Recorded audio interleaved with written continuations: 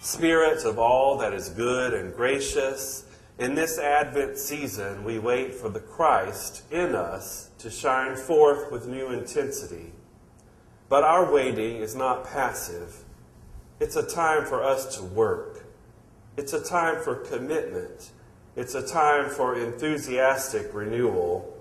And so we affirm hope, peace, joy, and love for ourselves and our loved ones, our church and our community, and our world. And we give thanks that it is through and as us that Christ comes today. Amen. Have you been in the stores yet? Have you? Some of you shaking your head. Yes, I began to notice it just after Halloween. I think it was in a drugstore that I'll leave nameless because some of our congregation works there. And I saw a little Christmas tree going up. And I saw a little string of lights going up. And I saw a little wreath going up.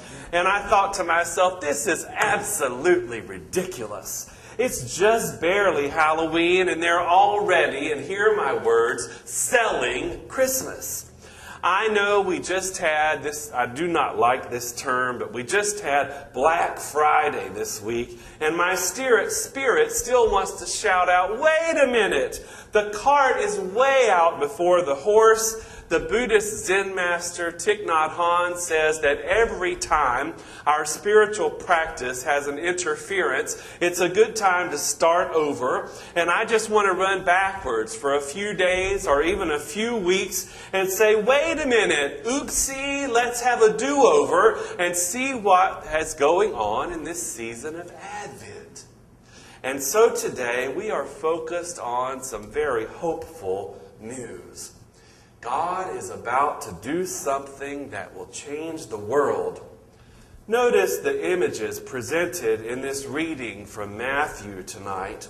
First, great emphasis is placed on the fact that God is the only one who knows what is going to happen, in that the Son of Humanity is going to come again.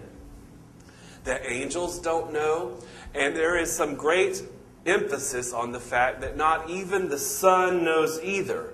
This is top secret information, and only God, the creator of all the universe, knows, and God is not telling. There are no leaks in this kingdom of heaven. Only God knows, and God is not sharing. There are many manuscripts that don't include this much detail, but for Matthew it seems essential for us to understand in a very concrete manner that God is the only one who knows what is going to happen, and that God is in control and God can be trusted. Well, what about this comparison to Noah and the flood? The emphasis is on the fact, once again, that no one knew what was going to happen or when, except for God's commandment to Noah and his family, where they are bringing the 2 by 2 every creature on the earth into the vessel. There is no foreshadowing of what God is going to do. They did not know that a flood was coming. There was no weather radio. There was no weather channel. The last time I preached about eschatology, I forgot to define it for us. And I realized later that we might need to know exactly what that means.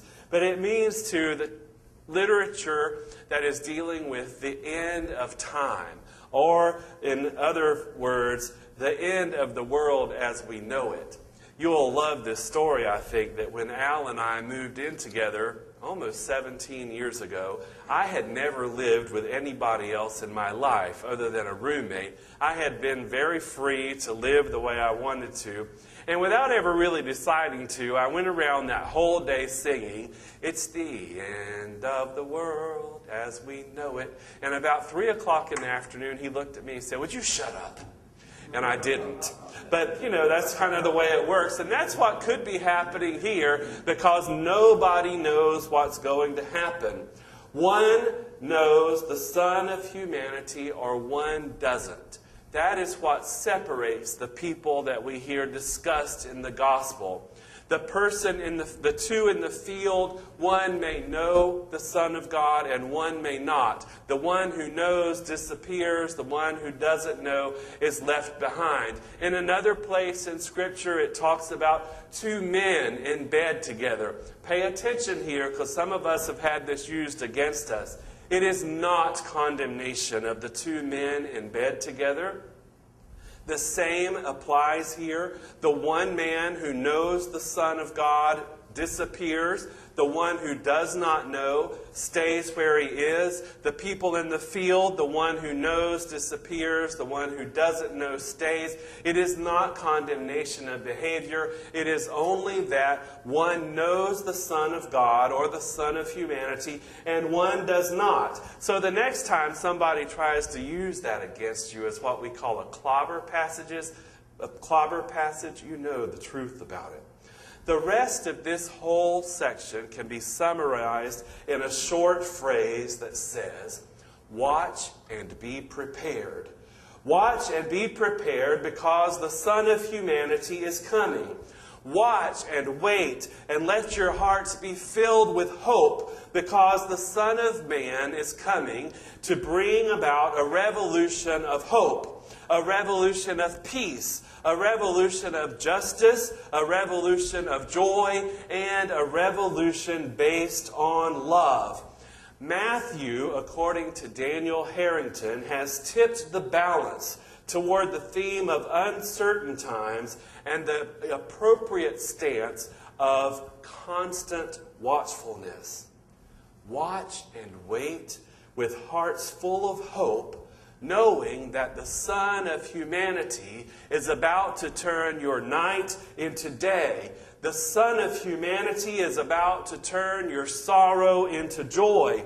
The Son of humanity is turning your former experiences of rejection into experiences based on inclusion and on the love of God. And my sisters and brothers, because the Son of humanity, who is also the very Son of God, is about to come, our hearts too can be filled with hope. That is the good news of the gospel for us tonight, that there is a hope because the Son of God is coming. Are you with me this evening? Do you hear that very good news? Watch and wait and be prepared and let your hearts be filled with hope because of what God is about to do. Do you hear it? Do you grasp it? I love Emily Dickinson's poem that says, hope is a thing with feathers. It perches in the soul and sings the tune without the words and never stops at all.